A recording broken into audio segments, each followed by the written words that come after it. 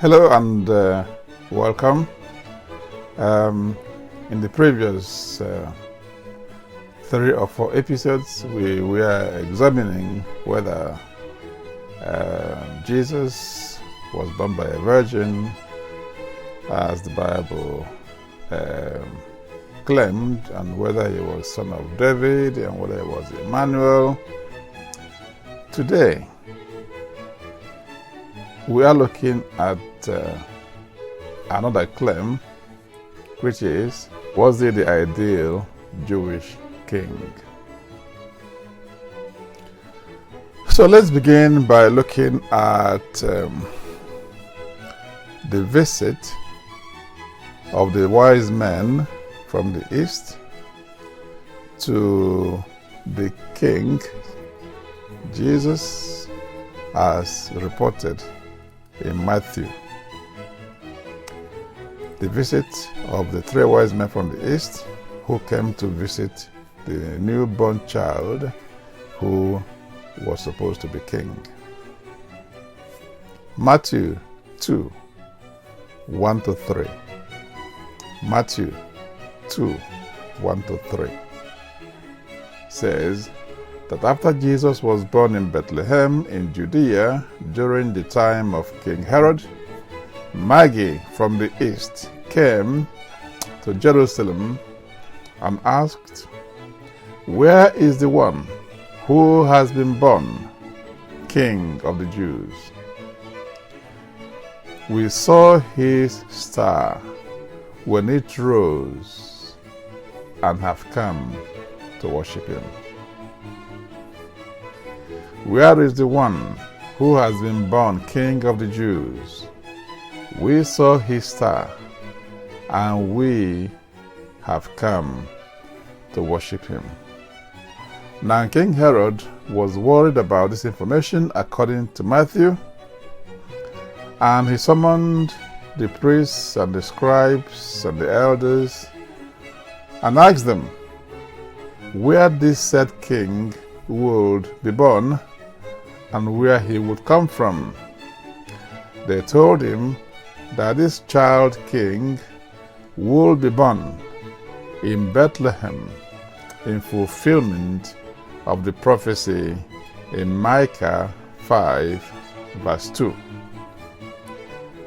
And the prophecy in Micah verse 2 says, "But you, Bethlehem, in the land of Judah, are by no means least among the rulers of Judah, for out of you will come a ruler who will shepherd my people, Israel."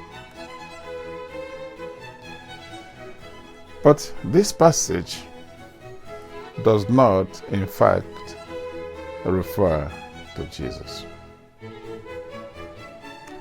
It was instead a statement or hope about the restoration, the restoration of Judah, of Israel through the house of David, through the succession of kings who will come from the house of David.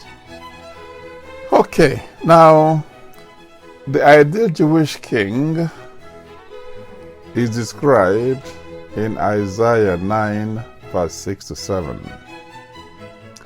And this passage has been appropriated by Christianity to Jesus. And they said this passage refers to Jesus. Now let's look at this passage. Isaiah 9, 6-7 says as follows, "For us a child is born, to us a son is given, and the government will be on his shoulders. And he will be called Wonderful Counselor, Mighty God, Everlasting Father, Prince of Peace. Of the greatness of his government and peace there will be no end. He will reign over David's throne and over his kingdom, establishing and upholding it with justice and righteousness from that time on and forever. The zeal of the Lord Almighty will accomplish this. So this is a picture of the ideal king that the Jews were expecting. Does this refer to Jesus? The answer is categorically no. The passage was the prophetic expression of the hope of the Israelites for an anointed worldly king who would deliver them from oppression in the hands of their rulers, be they Babylonians, be they Assyrians, or be they Romans. Because for different times, in different eras, the Israelites were under dominion by different kingdoms. And they were expecting a king that will come and deliver them and rule the place as they desired, in justice, in peace, and prosperity, and things like that. This ideal king was supposed to be a worldly leader. Jewish Encyclopedia explains it like this: the ideal king to whom Isaiah looks forward will be a scion of the stock of Jesse, i.e., the father of David, on whom will rest the Spirit of God as a spirit of wisdom, valor, and religion. He will rightly be called Wonderful Counselor, Godlike Hero, Constant Father, Prince of Peace. Jeremiah also confirms this picture. Jeremiah 23, 5-6. Jeremiah 23, 5-6 says, "The days are coming, declares the Lord, when I will raise up for David a righteous branch, a king who will reign wisely and do what is just and right in the land. In his days, Judah will be saved, and Israel will live in safety. This is the name by which he will be called, the Lord, our righteous Savior."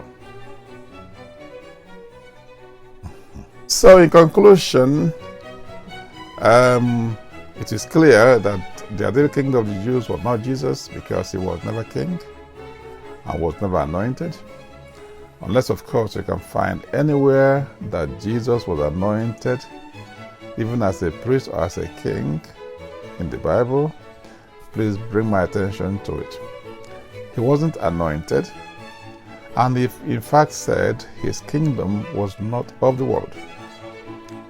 And therefore, he could not have been the king of the Jews or the ideal king.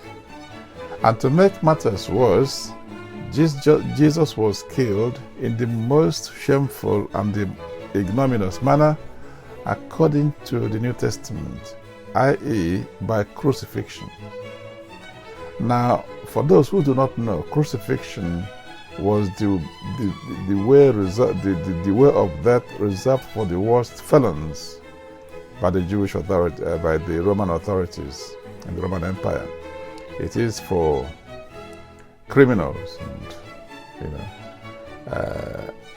so it wasn't the kind of treatment or kind of end a Jewish ideal king would have met, and therefore it would be insulting to the Jewish sensibilities to suggest or to claim that this Jesus that was crucified in this manner was the ideal king or the Savior. And till date,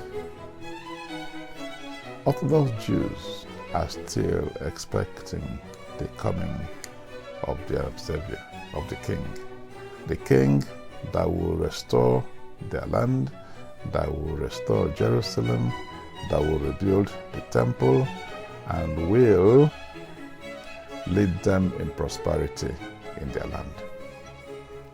This king hasn't yet come, and this king was not Jesus.